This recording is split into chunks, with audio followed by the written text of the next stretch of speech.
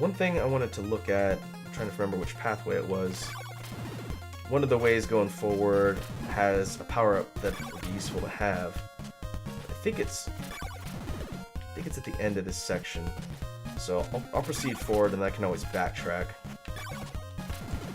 I don't want to venture too far ahead before getting some power-ups because these enemies, once it turns to night, which should be coming up in a minute here, you can already tell these enemies are stronger as we progress, and they are going to become considerably more challenging and annoying to deal with once it turns to night. So I'm going to truck along here and see if I can find the... Yeah, this is what I was looking for. I think this is Dobby's Path. One of the town signs that I didn't get to tells me where this is. I forget off the top of my head. These eyeballs. Oh. So that gave me an extra level. You see where it says L1, and E is experience, which is accumulated by killing enemies.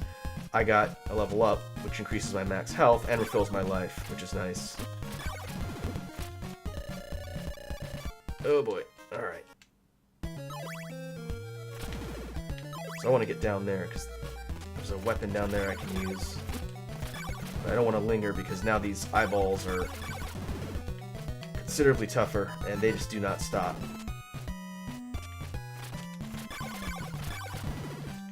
If I can get through the first labyrinth without losing any lives, then hopefully the second town I can get an upgrade to my whip, which will make dealing with these guys easier. Alright. You now possess the Sacred Flame. This weapon is similar to the Holy Water. I'm going to make sure. I think this one consumes hearts. But when you throw it, it shoots a pillar of flames directly in front of Simon, which is handy for dealing with enemies that are coming at you. Oh boy. Yeah, it looks like it uses 1 heart per use, but that's a pretty minor trade-off when I'm getting several hearts at a time. I think I'll keep that on now until I need to break blocks with the Holy Water. It's easier to sort of lock enemies in place with this weapon, vice the Holy Water, since it will reach all the way up. But I really don't want to dawdle here because these eyeballs are dangerous. And they do not stop.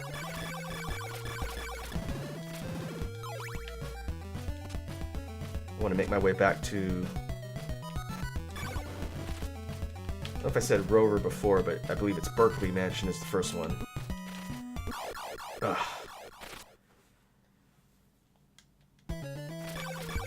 Ooh boy, it starts me right there. That's right. So I got 1 life left, and I cannot remember if 0's a life in this. 0 counts as a life, so I'm just going to keep moving. One thing we'll see, I'm sure multiple times throughout this playthrough, if you lose all your lives and get a game over, you lose all your hearts. I believe your experience level stays the same, but your total currency, your money, is reset to 0, which is not good. So I definitely don't want to die before I buy my upgrades. So maybe what we can do, since it's probably going to switch back to daytime soon. I know on the other side of the mansion there is a town. We can make our way towards that town and then see if we can get an upgrade, because I've got almost 150. I think that's how much it costs for one of the upgrades. And then sort of backtrack to the mansion and then proceed.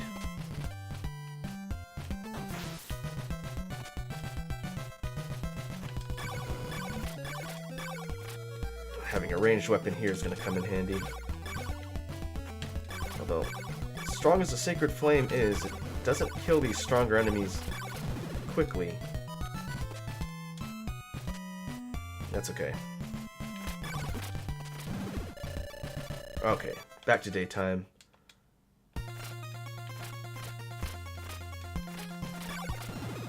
Another problem with my starter level leather whip is its range is not that great. But Let's see if we can find something in the town below. And I don't know off the top of my head how many day to night cycles you have to avoid to keep from getting the bad ending.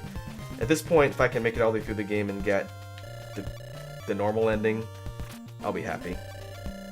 So equip the rib to shield evil.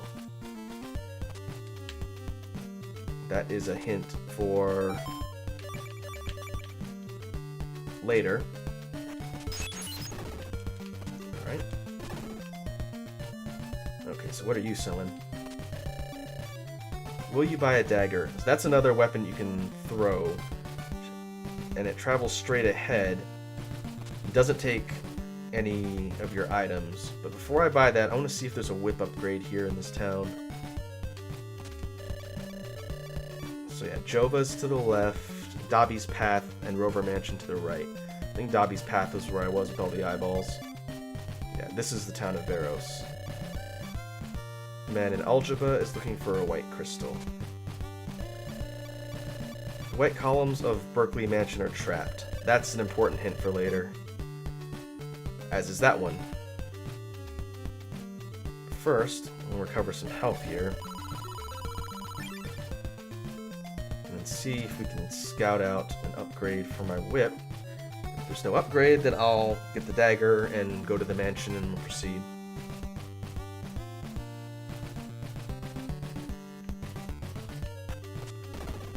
Yep. So in the towns, as you're looking for merchants and people to talk to, you'll either be knocking down walls or floors, trying to get at the people living here. Purchase a chain whip. Oh, how short am I? Ah. I know. Because of Murphy's Law, and the time it's going to take me to go one screen to the right and grab those last 8 hearts, it's gonna turn to night.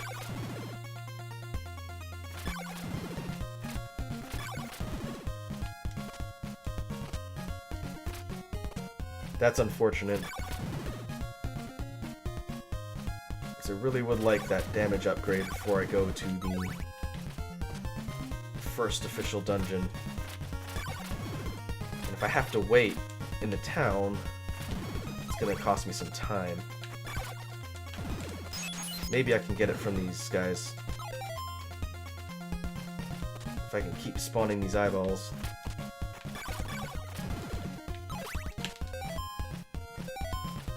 Okay. Just gotta get one screen over, get in the shop, all before it turns to dark. Whew. And I do want that dagger, so I may have to circle back through here later. Okay.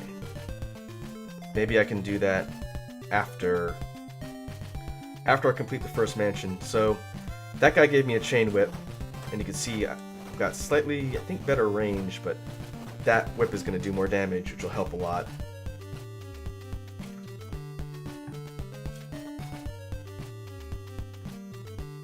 Now, we can proceed around, head to Berkeley Mansion, and take on the first dungeon. I'm assuming it's going to turn to nighttime right as I get out of town, which is fine. We need to head up to the right and across to the mansion. And that's before Dobby's Path, I believe. So far, these guys took one hit during the day before, but already it looks like my range is much improved.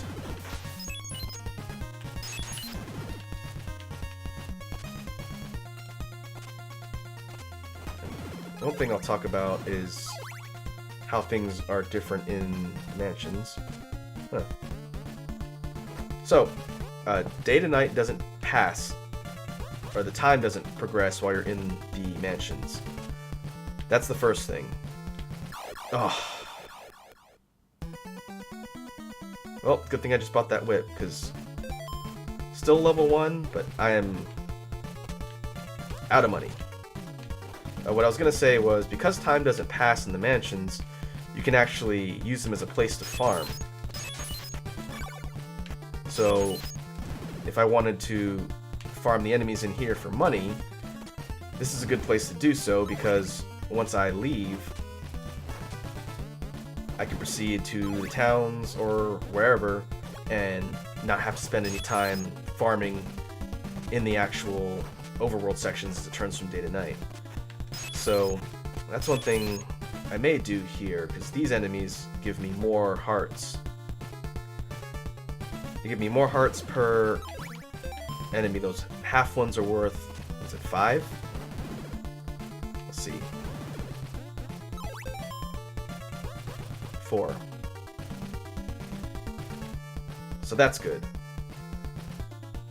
But what I'll do is I'll proceed forward and... Oh, yeah, those gargoyle guys are worth a lot. The whole hearts are worth, is it 22?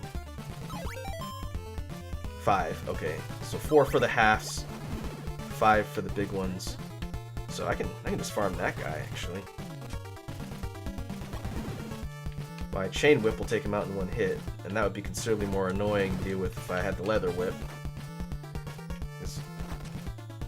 As you can imagine, progression-wise, the thorn whip would have been 1 damage tier above the leather whip, but the chain whip is 1 level above that, so I hopped up 2 levels in damage by getting the upgrade, which is going to help a lot for at least this one and probably the next mansion too.